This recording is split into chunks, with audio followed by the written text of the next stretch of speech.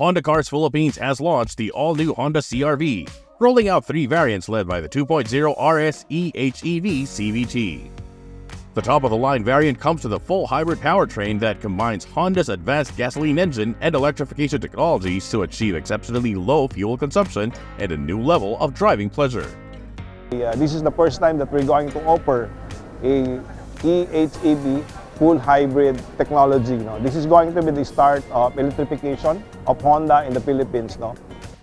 The all-new CR-V is also the first model in Honda's local lineup to feature Honda Connect, which enables owners to communicate with their vehicle, check its status, and even be notified of alerts with a smartphone. So we are also happy to introduce the very first introduction to the Philippine market of the Honda Connect, which is the mobile application feature and providing the better quality of the life to the people with the safety, security, and convenience features. The other 2 variants of the all-new CR-V, the 1.5V Turbo CVT and the 1.5VX AWD Turbo CVT, are powered by a 1.5-liter direct injection DOHC VTEC gasoline engine.